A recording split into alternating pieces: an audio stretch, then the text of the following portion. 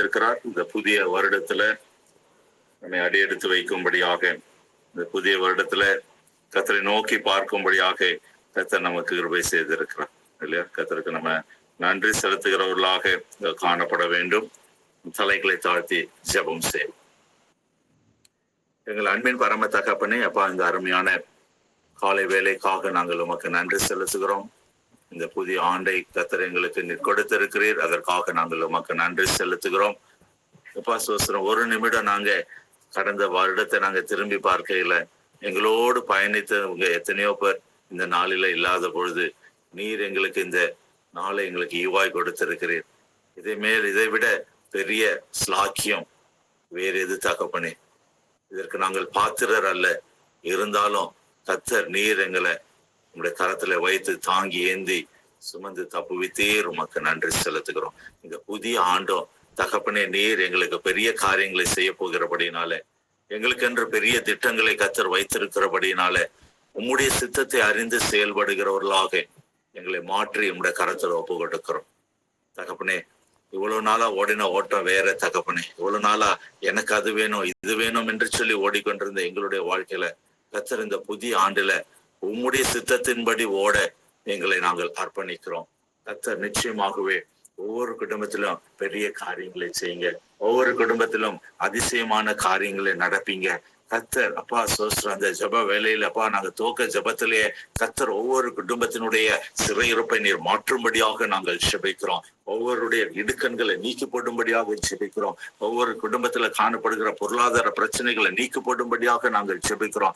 இந்த வேலையில ஹல்லேலூயா உமக்கு நன்றி தகப்பனே. ஒவ்வொரு குடும்பத்துல தகப்பனே இந்த புதிய ஆண்டுல வைத்திருக்கிறதான ஆசீர்வாதத்திற்கு தடையாக செயல்பட்டு கொண்டிருக்கிற எல்லா பொல்லாத பிசாசின் கிரியைகள் நிர்மூலமாக்கும்படியாக நாங்கள் ஜெபிக்கிறோம். கர்த்தர் எங்களோடு இருக்கிறபடியினால, கர்த்தர் எங்களுக்கு முன்பாக சென்று கோணனானவைகளை செவையாக்குறபடினால ஒவ்வொரு குடும்பத்திலும் கர்த்தருடைய கரம் கூட இருந்து வழிநடத்தும்படியாக ஜெபிக்கிறோம் தகப்பனே.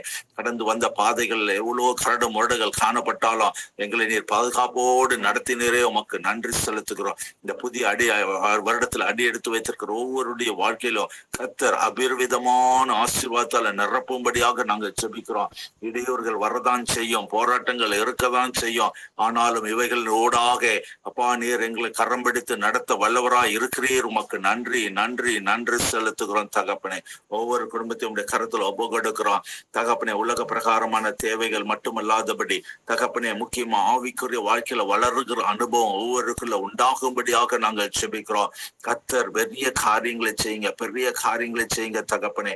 அப்பா சோஸ்திரம், யாரெல்லாம் ஆவிக்குரிய வாழ்க்கையில வாஞ்சிக்கிறாங்களோ தகப்பனே, அப்பா இவைகள் எல்லாம் கூட கொடுக்கப்படும் என்று சொன்னதுபடி, அப்பா சோஸ்திரம், இவைகள் எல்லாம் கூட கொடுக்கப்படும் என்று சொன்னதுபடி பொருளாதார தேவைகள், சரீர சுகம், பிள்ளை குழந்தை பாக்கியம், திருமண காரியம் தகப்பனே, அப்பா சோஸ்திரம், எந்தெந்த காரியங்கள் அப்பா சோஸ்திரம் தடைகள் இருக்கிறதோ எல்லாவற்றையும் விலக்கி ஆசீர்வாதத்தால நிரப்பும்படியாக நாங்கள் ஜெபிக்கிறோம் தகப்பனே. ஆவிக்குரிய வளர்ச்சிக்காக நாங்கள் காத்திருக்கிறோம்.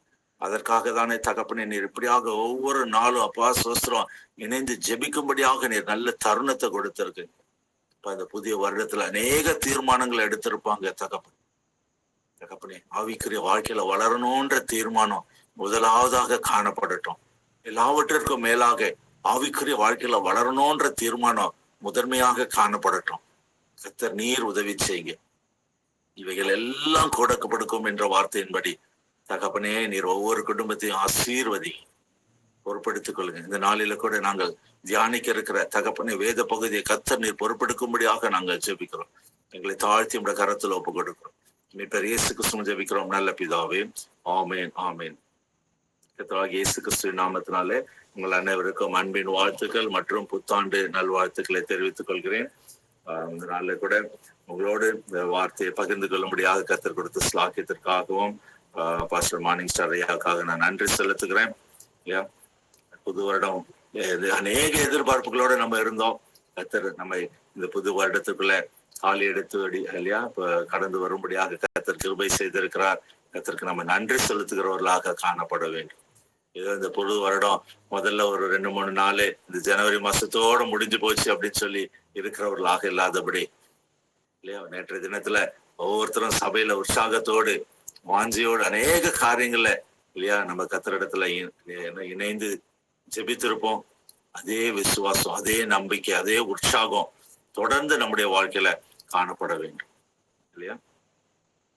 எத்தனை பேர் நீங்க தீர்மானம் எடுத்திருக்கீங்கன்னு தெரியல. அந்த தீர்மானத்துல உறுதியா இருக்கும்படியாக கர்த்தர் உங்களை அழைக்கிறார். அதுக்கு நிச்சயம் நம்ம பரிசுத்த ஆவியானுடைய துணை வேணும். நம்ம சுய பலத்தினால, சுய ஞானத்தினால எதையுமே செய்ய முடியாது இல்லையா? அநேகர் பாத்தீங்க, இந்த வருஷம் தீர்மானம் எடுத்தவங்க கிட்ட போய் கேட்டு பாருங்க, போன வருஷம் என்ன தீர்மானம் எடுத்தீங்க அப்படின்னு சொல்லி. அநேகருக்கு அந்த தீர்மானம் எடுத்தாங்கன்னே மறந்துருக்கும். அநேகருடைய தீர்மானங்கள் ஒரே வாரத்துல முடிஞ்சு போயிருக்கும், ஒரு மாதத்துல முடிஞ்சு போயிருக்கும், 6 மாதத்துல முடிஞ்சு. ஆனால் இந்த வருடத்துல தீர்மானம் எடுத்திருக்கிற உங்களுடைய வாழ்க்கையில அதை ஜெயமாய் மாற்றித்தர சர்வ வல்ல தேவன் இயேசு கிறிஸ்து உங்களோட இருக்கிறார் இல்லையா? அதற்கு அவர் நமக்கு கொடுக்கிற ஒரே ஒரு ஆலோசனை, பரிசுத்த ஆவியின் துணையை நாடுங்க. பரிசுத்த ஆவியின் துணையை நாடுங்க. உங்களால் சுயமாய் ஒன்றும் செய்ய முடியாது. வேதம் திட்டமும் செழியுமாய் கொடுக்கிறார். உங்களால சுயமா ஒன்றும் செய்ய முடியாது. பரிசுத்த ஆவியானவர் நம்மோடு இருந்து வழி நடத்த வேண்டும். பரிசுத்த ஆவியானவர் நம்மோடு இருந்து வழி நடத்த வேண்டும். பரிசுத்த ஆவியானவர் நம்மோடு இருந்து வழி நடத்த வேண்டுமே என்று சொன்னால் நாம் பரிசுத்த ஜீவியம் ஜீவிக்க வேண்டும். கர்த்தர் அருவருக்கிற காரியங்கள் நம்மை விட்டு அகற்றப்பட வேண்டும். கர்த்தர் விரும்பாத காரியங்கள் நம்முடைய குடும்பத்திலிருந்து வெளியேற வேண்டும். கர்த்தருக்கு உகந்த பிள்ளைகளாக, கர்த்தர் விரும்புகிற காரியங்களை நம்முடைய வாழ்க்கையில செய்கிறவர்களாக, கர்த்தருக்கென்று ஆத்தும ஆதாயம் செய்கிறவர்களாக, ஆத்தும ஆதாய பணியில பங்கெடுக்கிறவர்களாக நம்ம மாற வேண்டும். இதுதான் சிம்பிள் ஃபார்முலா, சிம்பிள் ஸ்டெப் இல்லையா? இதை நீங்கள் அறிந்திருக்கிறது காரியம். இதை நீங்கள் நினைவிலே கொள்ளும்படியாக பரிசுத்த ஆவியான துணையோடு நான் எல்லா காரியங்களையும் இந்த புது வருடத்துல செய்ய போகிறேன் இல்லையா? இந்த தீர்மானத்துக்குள்ள நம்ம வருவோம். அந்த தீர்மானம் இருந்தாதான் மற்ற தீர்மானம் எல்லாம் நம்மளால ஜெயம் பெற முடியும் இல்லையா? மற்றபடி தீர்மானத்தை எடுத்துட்டு கடந்து செல்கிறவர்களாக இருந்து கொள்ள முடியாது இல்லையா? நம்ம தீர்மானம் அப்படின்னு சொல்லும்போது நகைச்சுவையா ஒரு காரியம் எடுப்பாங்க இல்லையா? அநேகர் வீட்டுல வந்தோன்னு கேட்பாங்க, நீ என்ன ரெசல்யூஷன் எடுத்த, நீ என்ன தீர்மானம் எடுத்த அப்படின்னு சொல்லி. ஒரு சபையில ஒரு பிரதர் பார்த்து இன்னொரு பிரதர் கேட்டாராம், பிரைஸ் லார்ட் பிரதர், எப்படி இருக்கீங்க, புது வருஷம் எப்படி இருக்கு, என்ன தீர்மானம் எடுத்தீங்க, தீர்மானம் எடுத்தீங்களான்னு கேட்டார். ஆமா, நான் தீர்மானம் எடுத்தேன். அவர் உற்சாகம் ஆயிடுச்சு. என்ன தீர்மானம் பிரதர் நீங்க எடுத்திருக்கீங்க? அவர் சொல்லாராம், நான் தீர்மானமே எடுக்க கூடாதுன்னு தீர்மானம் எடுத்திருக்கேன் அப்படின்னு சொன்னார் இல்லையா? ஒரு நகைச்சுவையாக இருக்கலாம் இல்லையா? ஆனா அப்படியாக ஒவ்வொரு வருஷமும் தீர்மானம் எடுத்துட்டு அதை செயல்படுத்த முடியாதபடி கடந்து செல்றது ஒரு வாழ்க்கையே அல்ல. கர்த்தர் நிச்சயமா பரிசுத்த ஆவியார் துணையை நாடுங்க. இந்த வருடத்தின் கடைசியில இல்லையா அநேக சாட்சிகளை நம்ம சொல்றோம். இந்த 26வது ஆண்டுல நான் இந்த தீர்மானத்தை எடுத்தேன், இந்த தீர்மானத்துல நிலைத்திருப்பதற்கு, இந்த தீர்மானத்தை அச்சீவ் பண்றதுக்கு, இந்த தீர்மானத்தை வெற்றிகரமா முடிப்பதற்கு கர்த்தர் எனக்கு உதவி செய்தார் என்று சொல்லி இந்த வருகிற ஆண்டு இறுதியில 31வது டிசம்பர் அன்னைக்கு ஒவ்வொருத்தரும் நம்ம சாட்சி கொடுக்கணும். அதுதான் நம்முடைய ஆவிக்குரிய வளர்ச்சி. அல்லேலூயா. இந்த தீர்மானத்தோட இருங்க இல்லையா? பரிசுத்த ஆவியான உதவியை நாடுங்க. அவர் நிச்சயமாகவே அவர் நமக்கு உதவி செய்கிற தேவனா இருக்கிறார். அல்லேலூயா. நம்ம தொடர்ந்து யோவான் எழுதின சுவிசேஷத்திற்கு நேராக நம்ம எடுத்துக்கொள்வோம். எனக்கு சரியாக ஞாபகம் இல்லை இந்த பகுதியை நம்ம ஏற்கனவே தியானித்திருக்குமா இல்லையா என்று சொல்லி. இருந்தாலும் கர்த்தர் இந்த நாளில அந்த வேத பகுதியோடு நம்மோடு பேசும்படியாக நினைப்பூட்டுகிறபடினால நம்ம அதை எடுத்துக்கொள்வோம். யோவான் எழுதின சுவிசேஷம் 2ஆம் அதிகாரத்திற்கு நேராக யோவான் 2 இல்லையா? இந்த இடத்துல நீங்க பாத்தீங்க அப்படின்னு சொன்னா, இயேசு கிறிஸ்து இந்த உலகத்துல இருக்கும் பொழுது அவர் செய்த முதலாம் அற்புதத்தை குறித்ததான ஒரு நிகழ்வு. இயேசு கிறிஸ்து இந்த உலகத்துல அவர் செய்த நிகழ்வுகள் நீங்க அன்மியூட் பண்ணி மியூட் பண்ணிக்கங்க. இந்த இடத்துல பார்க்கும்போது நமக்கு தெரிந்த ஒரு சூழ்நிலை இல்லையா? ஒரு கல்யாண வீடு, கானாவூர் என்ற இடத்துல ஒரு கல்யாண வீடு. அந்த கல்யாண வீட்டுல திடீரென்று ஒரு தேவை காணப்படுகிறது. திராட்சரசம் குறைவுபட்டு போயிட்டுது அப்படின்னு சொல்லி ஒரு சமாதானம் இல்லாத ஒரு சூழல், சந்தோஷத்தை இழக்கிற ஒரு சூழல் இல்லையா? கல்யாண வீடுனாலே எப்படி இல்லையா? 2 காரியம், சமாதானம் இருக்கும், சந்தோஷம் இருக்கும். சமாதானம் எப்படி இருக்கும்? 2 குடும்பத்துக்குள்ள ஒரு சமாதானம் ஏற்படும் பொழுதுதான் அந்த திருமண காரியமே உண்டாகும். அப்படியான ஒரு சமாதானம் அந்த இடத்துல காணப்பட்டிருக்கு. சந்தோஷம். எல்லாம் எல்லாம் கல்யாணம் எல்லாம் நடந்து முடிச்சு எல்லாம் விருந்து சாப்பிட்டு கொண்டு இருக்கிறாங்க. நிகழ்ச்சியில எல்லாரும் சந்தோஷமா இருக்காங்க. அந்த நடந்து கொண்டு இருக்கிற அந்த சூழல் இதுதான், சூழ்நிலை இதுதான். சமாதானத்தோட சந்தோஷத்தோட காணப்பட்டிருக்காங்க. இப்படி இருக்கிற சூழல தான் சத்ருவானவன் போராட்டத்தை கொண்டு வந்து அந்த குடும்பத்துக்குள்ள விதைக்கிறான். என்னாச்சு? அந்த பந்தியில திராட்சரசம் குறைவுபட்டு போனது. நல்லா யோசித்து பாருங்க இல்லையா? நல்லா யோசித்து பாருங்க. நான் இன்னைக்கு அந்த பாயிண்டா நான் சொல்லல, கொஞ்சம் ஒரு உங்களுக்கு ஆவிக்குரிய வாழ்க்கையில ஒரு முக்கியமான காரியத்தை உங்களோட பேசி கொண்டு இருக்கிறேன். நல்லா அப்படியே எழுதிக்கங்க. நல்லா யோசித்து பாருங்க. ஒரு வீட்டுல இவ்வளவு பெரிய திருமண காரியங்களை யோசிக்கிறவங்க இல்லையா, எத்தனை பேர் வருவாங்க, எவ்வளவு திராட்சை ரசம் தேவைப்படும்ன்றதை யோசிக்காமலா இருந்திருப்பாங்க இல்ல? நம்ம சினாரியாவே எடுத்துப்போமே. நம்ம நாட்களில் ஒரு திருமண காரியம் நடக்குது அப்படின்னு சொன்னா எத்தனை பேர் வருவோம் நம்ம முதல்ல எஸ்டிமேட் போடுவோம். எத்தனை பேருக்கு எத்தனை கிலோ பிரியாணி வேணும், இல்ல எத்தனை கிலோ இது வேணும் அப்படின்னு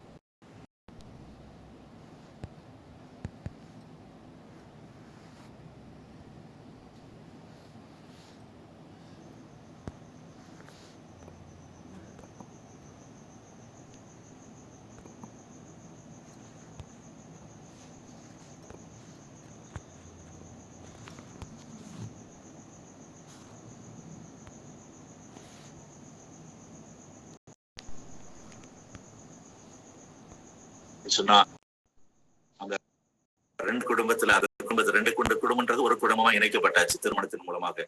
அந்த குடும்பத்துல என்ன பண்ண போறோம்? சமாதான குலைச்சல் கொண்டு போறோம். அப்படி நான் நம்ம இருக்கிற கரண்ட் சினாரியோட ஒப்பிடுகிறேன். அப்பதான் உங்களுக்கு நல்லா புரியும். மாப்பிள்ளை வீடு பொண்ணு வீடு கல்யாணத்துல திடீர்னு பொண்ணு வீட்டுல செய்ய வேண்டிய ஒரு காரியம் இல்லையா, நல்ல விருந்துக்கு கூப்பிட்டுட்டாங்க, சாப்பாடு சரியா போடல அப்படின்னு சொன்னா எப்படி இருக்கும்? மாப்பிள்ளை வீட்டுக்காரங்களுக்கு கோபம் வரும். சமாதானமா போயிட்டு இருந்த காரியங்கள் சண்டையில போய் முடியும், மனஸ்தாபங்கள் வரும், பிரச்சனைகள் வரும், சந்தோஷம் குலைஞ்சு போகும், மனக்கசப்புகள் காணப்படும் இல்லையா? இந்த தந்திரமான காரியத்தை தான் சத்ருவானவன் அன்னைக்கு டேட்ல காணா ஒரு கல்யாணத்துல உள்ள கொண்டு வந்தான். சமாதானமோ சந்தோஷமோ இருக்கிற குடும்பத்துக்குள்ள திராட்சரசம் குறைவு என்ற ஒரு போராட்டத்தை கொண்டு வந்து அந்த இடத்துல போடுகிறோம். ஹல்லேலூயா. இது வரைக்கும் உங்களுக்கு புரிஞ்சிருக்கும்னு நான் நினைக்கிறேன்.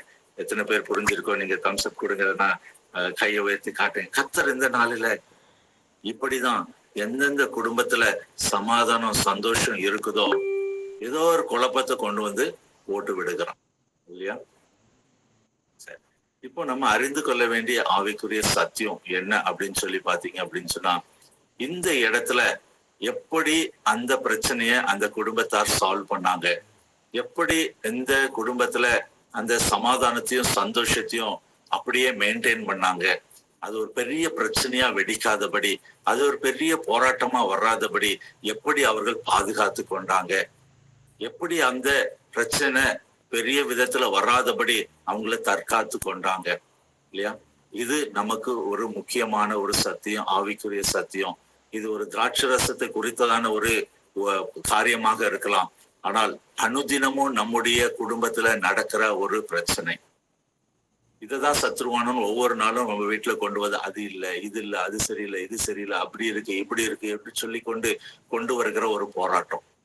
இத நம்ம உணர்ந்து ஹேண்டில் பண்ணிட்டோம் அப்படின்னு சொன்னா குடும்பத்துல இருக்கிற சமாதானத்தையும் சந்தோஷத்தையும் யாராலும் எடுத்து போடவே முடியாது. அல்லேலூயா. கர்த்தர் நம்மை குடும்பமாக ஏற்படுத்தி வைத்திருப்பதே நாம் சந்தோஷத்தோடு சமாதானத்தோடு இருந்து அவருக்கென்று பெரிய காரியங்களை செய்ய வேண்டும். இப்போது நம்ம வாசிப்போம், 2வது வசனத்தை வாசிப்போம். யோவான் 2ஆம் அதிகாரம் 2வது. இயேசுவும்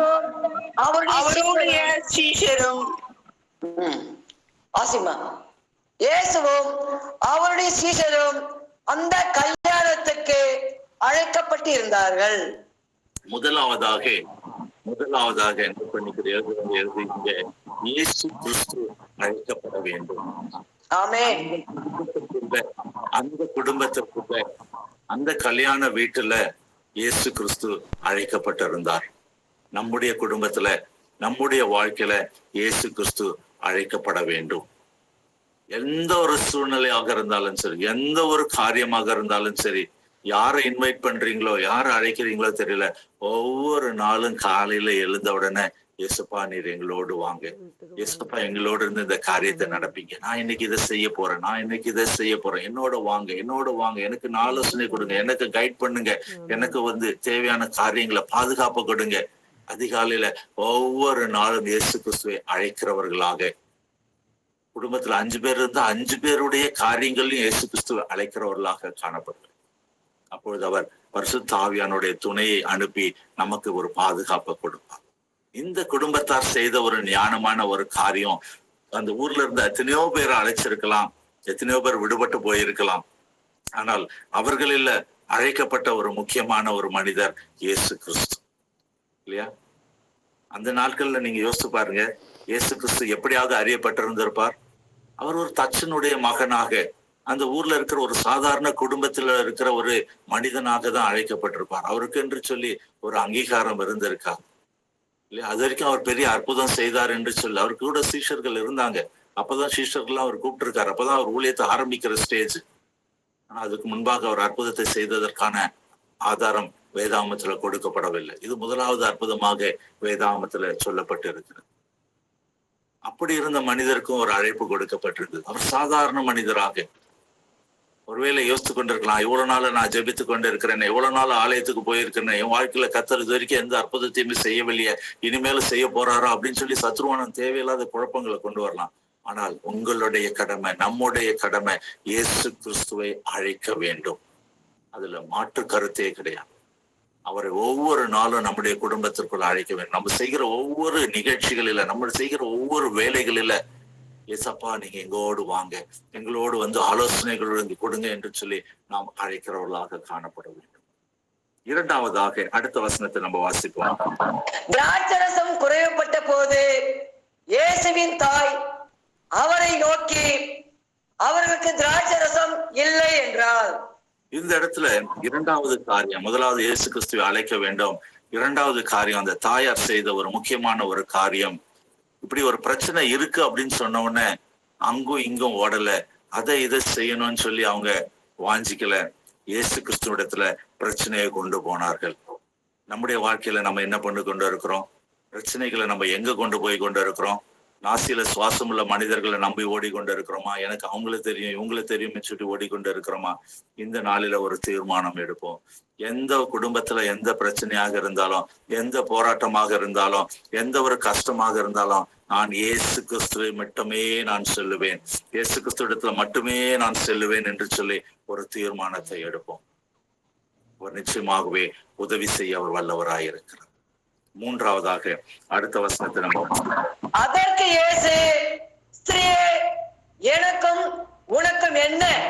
என் வேலை இன்னும் வரவில்லை என்றார். அல்லேலூயா.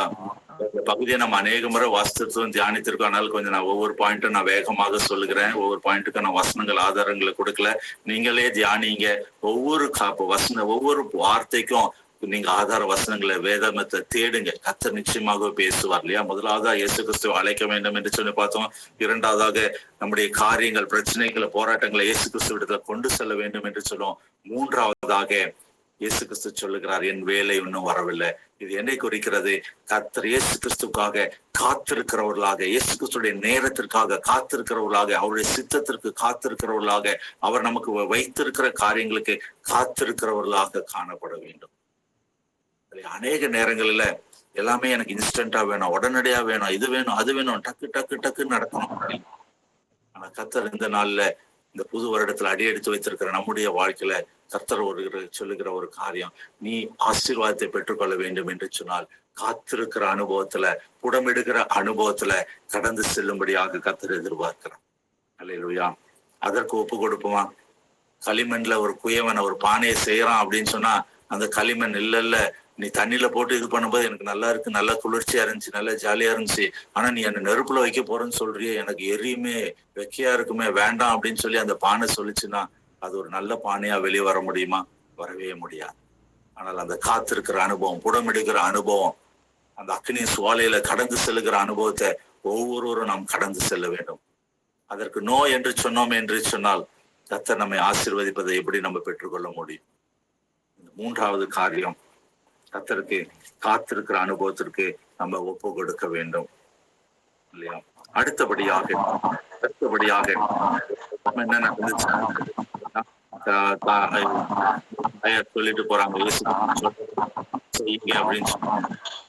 அதே போல அது நான்காவது காரியம் என்ன அப்படின்னு சொன்னா, கர்த்தருடைய வார்த்தைக்கு கீழ்ப்படுகிற அனுபவம். அவருடைய வார்த்தைக்கு அவர் என்ன சொல்கிறாரோ அதன்படி செய்யுங்கள். அவர் என்ன சொல்கிறாரோ அதன்படி செய்யுங்கள். இன்றைய நாள்ல வேத வார்த்தை நம்மோடு என்ன பேசிக் கொண்டு இருக்கிறதோ, வேத வார்த்தை நம்மோடு என்ன சொல்லுகிறதோ, அனுதினமும் நீங்க வேதத்தை வாசிக்கும் போது வேத வார்த்தை என்ன சொல்லுகிறதோ அதன்படி செய்ய ஒப்பு கொடுக்கிறவர்களாக நீங்க காணப்பட வேண்டும். இதுதான் நான்காவது காரியம். கர்த்தருடைய வார்த்தைக்கு செவி கொடுக்கிறவர்களாக, கர்த்தருடைய வார்த்தைக்கு கீழ்ப்படுகிறவர்களாக, அவர் என்ன சொல்லுகிறாரோ அதன்படி செய்ய ஒப்பு கொடுக்க வேண்டும் இல்லையா? எனக்கு எல்லாம் தெரியும், இது மாதிரி பிரச்சனை நான் எத்தனை பார்த்திருக்கேன் தெரியுமா? எங்க ஊர்ல நடக்காததா? பிரியாணி இங்க ஷார்ட் ஆச்சுன்னா நான் போய் அங்க போய் அந்த கடையில போய் சொன்னேன்னா அவன் 100 பிரியாணி டக்குன்னு கொடுத்துரும் இல்லையா? இப்படி நம்ம சொல்லுகிறவர்களாக சுயத்தின் மேல நம்பிக்கை வைக்காதபடி கர்த்தருடைய பாதத்துல கர்த்தர் என்ன சொல்லுகிறாரோ நான் அதன்படி செய்வேன். உலக ஞானம் இருக்கலாம் இல்லையா, நல்லதுதான். ஆனால் எந்த ஒரு பிரச்சனையோ எந்த ஒரு போராட்டமோ வரும்போது முதலாவதாக கர்த்தருடைய ஆலோசனையை நாடுகிறவர்களாக, கர்த்தருடைய வார்த்தையின்படி செய்கிறவர்களாக நம்ம ஒப்பு கொடுக்க வேண்டும். 4 காரியங்களை நம்ம பார்த்தோம் இல்லையா? ஐந்தாவதாக வேலைக்காரரை நோக்கி சாடிகளிலே தண்ணீரை நிரப்புங்கள் என்றார். அவர்கள் அவைகளை நிறைய நிரப்பினார்கள். இதுல பாத்தீங்கன்னா 5வது இயேசு கிறிஸ்து சொன்ன காரியத்திற்கு கீழ்ப்படுகிற ஒரு அனுபவம். ஏன் எதுக்குன்னு சொல்லி அவங்க கேள்வி கேட்கல. ஐயா தண்ணி திராட்சை ரசம் அங்க குறைவுபட்டிருக்கியா, அதை போய் அட்ரஸ் பண்ணுங்க, அதை முதல்ல பாருங்க இல்லையா? அது சொல்லல. தண்ணீரை மொண்டு நிரப்புங்க அப்படின்னு சொன்னா அவர்கள் தண்ணீரை மொண்டு நிரப்பினார்கள். கீழ்ப்படுகிற அனுபவம். இந்த புத்தாண்டுல அடி எடுத்து வைத்திருக்கிற நம்ம ஒவ்வொருவரும் நம்முடைய வாழ்க்கையில ஒரு ஆசீர்வாதத்தை பெற்றுக்கொள்ள வேண்டும் என்று சொன்னால் கீழ்ப்படுகிற அனுபவத்திற்குள்ள கடந்து வர வேண்டும் இல்லையா? நேரம் குறைவா இருக்கு அப்படின்னா நான் வேகமாக கடந்து செல்கிறேன். கீழ்ப்படிதலை குறித்து நம்ம அநேக சத்தியங்களை கேட்டிருப்போம். நீங்களும் தியானிங்க. கர்த்தர் எதை குறித்து உங்களிடத்துல வெளிப்படுத்துகிறாரோ, எந்த காரியத்துல கீழ்ப்படிய சொல்கிறாரோ, எந்த காரியத்துல கீழ்ப்படிதல் குணம் நம்ம கிட்ட காணப்படலையோ, கர்த்தர் எதை வெளிப்படுத்துகிறார்? ஒருவேளை டிவி சீரியலுக்கு அடிமைத்தனம், சினிமா பாக்குறதுல அடிமைத்தனம், மொபைல் பாக்குறதுல ஒரு அடிமைத்தனம், எதை விட்டு விடும்படி கர்த்தர் ஏவுகிறாரோ அந்த காரியத்திற்கு கீழ்ப்படிங்க. கர்த்தர் நிச்சயமாகவே உதவி செய்வோம் இல்லையா? அடுத்தபடியாக இல்லையா 8வது வசனத்தை நம்ம வாசிப்போம்.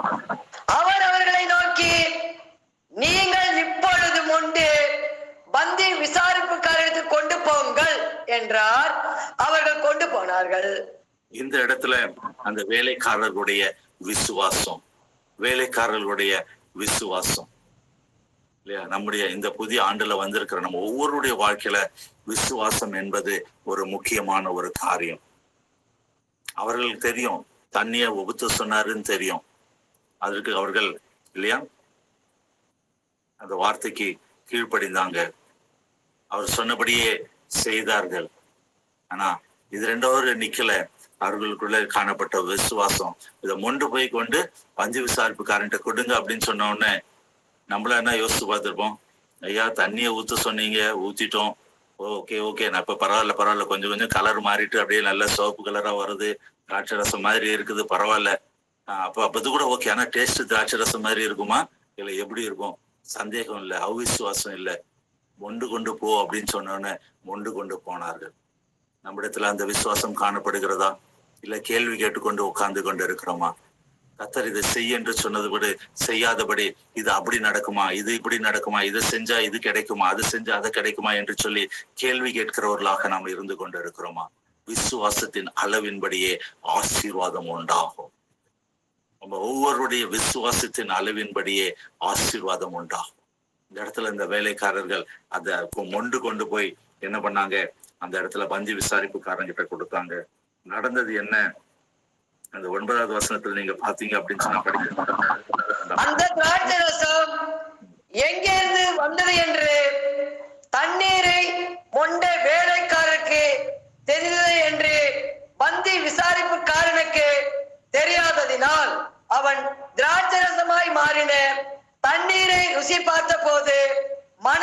மக்களை அழைத்து, எந்த மனுஷனும் முன்பு நல்ல திராட்சை ரசத்தை கொடுத்து ஜனங்கள் திருப்தி அடைந்த பின்பு ருசி குறைந்ததை கொடுப்பான், நீரோ நல்ல ரசத்தை இதுவரைக்கும் வைத்திருந்தீரே என்றான். இதுல பாத்தீங்க அப்படின்னு சொன்னா நடந்த அற்புதம் என்ன இல்லையா? அந்த இடத்துல இருந்தவங்க எல்லாம் ஆச்சரியப்படுற ருசியுள்ள திராட்சை ரசத்தை அவர்கள் பெற்றுக்கொண்டாங்க. ஒருவேளை அந்த பந்தி விசாரிப்புக்காரங்க இல்லையா, இயேசு கிறிஸ்து இடத்துல வராதபடி பக்கத்துல இருக்கிற சூப்பர் மார்க்கெட்ல, பக்கத்துல இருக்கிற டிபார்ட்மெண்ட் ஸ்டோர்ல, பக்கத்துல இருக்கிற வேற ஒரு கான்ட்ராக்டர் கிட்ட போயிட்டு இல்ல வாங்கிட்டு, நான் இப்ப இருக்கிற அந்த வார்த்தைகள்லாம் நம்ம இப்போ இருக்கிற யூசேஜ் படி சொல்றேன். அந்த காலத்துல வேற இல்லையா இது இருந்திருக்கும். நம்ம அப்படிதான் தோணும்ல, ஒரு டக்குன்னு குறைஞ்சிச்சுன்னா அடுத்தது எங்க போலாம், இந்த பெரிய கடையில போய் வாங்கிட்டு வரலாம். ஒருவேளை அப்படி செய்திருந்தால் எல்லாம் சரி, ஓ இந்த பிராண்டு தான் வாங்கிட்டு வந்தீங்களா இல்லையா, இந்த பிராண்டு தான் வாங்கிட்டு வந்தீங்களா, இதோட சூப்பர் பிராண்ட்ல மார்க்கெட்ல இருக்க இல்லையா, இது குவாலிட்டி இவ்வளவுதானே, இதை போய் வாங்கிட்டு வந்திருக்கீங்களே, இப்படியெல்லாம் சொல்லுவாங்க மனுஷன். ஆனா அங்க நடந்தது என்ன? இதுவரை யாரும் ருசி பார்த்திராத உச்சிதமான ஒரு திராட்சை ரசத்தை அவர்கள் பெற்றுக்கொண்டார். நம்முடைய வாழ்க்கையில கூட அவ்விதமான ஆசீர்வாதத்தை கர்த்தர் கொடுக்க வல்லவராயிருக்கிறார். அவசரப்பட்டு போய் நான் அங்க போய் இதை பண்ணிப்பேன், இதை போய் நான் அங்க பண்ணிப்பேன், எனக்கு இதுதான் வேணும், இது இப்படிதான் வேணும் அப்படின்னு சொல்லி அநேகர் அவசரமா முடிவுகள் எடுக்கிறபடினாலதான் ஆசீர்வாத குறைச்சல்கள் குடும்பத்துக்குள்ள காணப்பட்டு கொண்டிருக்கு. இந்த நாளில கூடி வந்திருக்கிற நம்முடைய வாழ்க்கையில சில முக்கியமான காரியங்கள், இயேசு கிறிஸ்துவை அழைக்க வேண்டும், இயேசு கிறிஸ்துவிடத்தை நோக்கி பார்த்து நம்முடைய பிரச்சனைகளை சொல்ல வேண்டும், இயேசு கிறிஸ்துடைய வேலைக்காக நம்ம காத்து கொண்டிருக்க வேண்டும், அவர் சொல்லுகிற வார்த்தைக்கு கீழ்ப்படிய வேண்டும், அவர் சொல்லுகிற காரியத்தை செயல்மடிவுல கொண்டு வர வேண்டும்.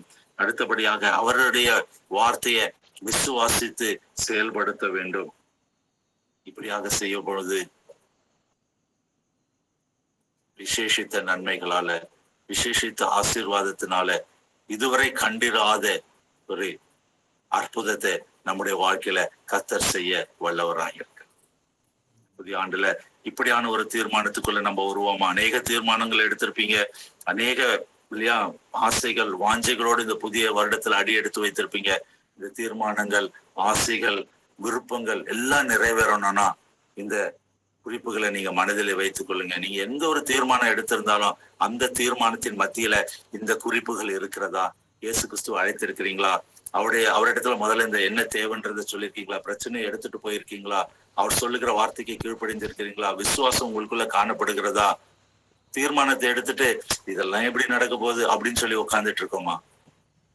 கர்த்தர் இந்த நாள்ல இந்த வார்த்தைகளை கேட்ட உங்கள் ஒவ்வொருவரோடும் பேசி கொண்டிருக்கிறார். உங்களுடைய தனிப்பட்ட வாழ்க்கையில, குடும்ப வாழ்க்கையில, ஆவிக்குரிய வாழ்க்கையில இந்த புதிய வருடத்துல அவர் பெரிய காரியங்களை செய்ய அவர் வல்லவராயிருக்கிறார். நம்ம ஜெபிப்போமா? எங்கள் அன்பை பரம தகப்பனே, அப்பா நாங்கள் உமக்கு நன்றி செலுத்துக்கிறோம். ஒரு விசை கூட அப்பா இணைப்புல இருக்கிற ஒவ்வொருவரையும் நாங்களுடைய கரத்துல ஒப்பு கொடுத்து ஜெபிக்கிறோம். தகப்பனே அப்பா சோஸ்திரம் அப்பா, இந்த நாள்ல நீர் அவர்களை அழைத்து வந்தது உங்களுடைய அனாதி திட்டம் தகப்பனே. இந்த வார்த்தைகளை கேட்கும்படியாக நீர் அவர்களை கொடுத்த ஸ்லாக்கியத்திற்காக நாங்கள் உமக்கு நன்றி செலுத்துகிறோம். ஒவ்வொருடைய வாழ்க்கையில பெரிய காரியங்களை பெற்றுக்கொள்ளும்படியாக, அதிசயங்களை செய்யும்படியாக, அற்புதங்களை காணும்படியாக கர்த்தர் நீர் கூட இருங்கப்பா. இந்த வருஷத்துல தகப்பனே அப்பா சோஸ்திரம் குடும்பத்தை சமாதானத்தால, சந்தோஷத்தால நிரப்பும்படியாக தகப்பனே நீர் உதவி செய்யும்படியாக நாங்கள் செபிக்கிறோம். தகப்பனே இந்த நாளில கூட ஒவ்வொருவரும் கூட இருந்து பெரிய காரியங்களை செய்யுங்க, பெரிய காரியங்களை செய்யுங்கப்பா. எல்லா தடைகளையும் நீக்கி போடுங்க, எல்லா தடைகளையும் நீக்கி போடுங்க. கர்த்தராலே ஆகாத காரியம் ஒன்றுமில்லை, கர்த்தராலே ஆகாத காரியம் ஒன்றுமில்லை தகப்பனே. இந்த புதிய ஆண்டுல ரோமர் 15ஆம் அதிகாரம் 14வது 13ஆம் வசனத்துல சொல்லியிருக்க, ரோமர் 15:13 சொல்லி இருக்கிறபடி சமாதானத்தாலும் சந்தோஷத்தாலும் ஒவ்வொருவரையும் நிரப்பும்படியாக நான் செபிக்கிறேன். அவைகளுக்கு எதிராக சத்ருவானவன் கொண்டு வருகிற எல்லா தடைகளையும் எப்படி மேற்கொள்ள வேண்டும் என்று சொல்லி கர்த்தர் இந்த நாள்ல நீர் அப்பா பேசியிருக்கிறீர். உமக்கு நாங்க நன்றி செலுத்துகிறோம். கூட இருந்து உதவி செய்யுங்க, கூட இருந்து உதவி செய்யுங்க. ஒரு பரிசுத்த துணை காணப்படட்டும். உங்களை தாழ்த்தி உங்களுடைய கரத்துல ஒப்பு கொடுக்கிறோம். பாஸ்டர் மார்னிங் சார் ஐயாக்காக, அவருடைய முயற்சிக்காக நாங்க நன்றி செலுத்துறோம். இன்னும் அநேகர் இந்த இணைப்புல இணைந்து ஜெபிக்கும், அநேகருடைய வாழ்க்கையில ஒரு ஆசீர்வாதம் உண்டாகும்படியாக நாங்க ஜெபிக்கிறோம். தொடர்ந்து பொருட்படுத்துங்க. ஒவ்வொருடைய தனிப்பட்ட வாழ்க்கை, வேலை செய்கிற காரியங்கள், தகப்பனை எல்லாவற்றையும் இந்த கருத்துல ஒருவேளை சரீர பலவீனத்தோடு சுகவீனத்தோடு இருப்பார்கள் என்று சொன்னார். இந்த நாள்ல அப்பா நீர் ஒரு காரியங்களை வெளிப்படுத்திருக்கிறேன். அந்த காரியங்கள்ல நாங்கள் ஒப்பு கொடுத்து செயல்படும் போது நீர் சரீர சுகத்தை கொடுக்கிறேன், பொருளாதார காரியங்களை விடுதலை கொடுக்கிறேன். தகப்பனே அப்பா சோஸ்திரம் அப்பா எல்லா காரியங்களும் குடும்பத்தை பொறுப்பெடுக்கிறேன். இதற்காக உமக்கு நன்றி செலுத்தும். எங்களை தாழ்த்தி இந்த கரத்துல ஒப்பு கொடுக்கிறோம். இப்ப இயேசு கிறிஸ்துவின் மூலம் ஜெபிக்கிறோம் நல்ல பிதாவே. ஆமென், ஆமென்.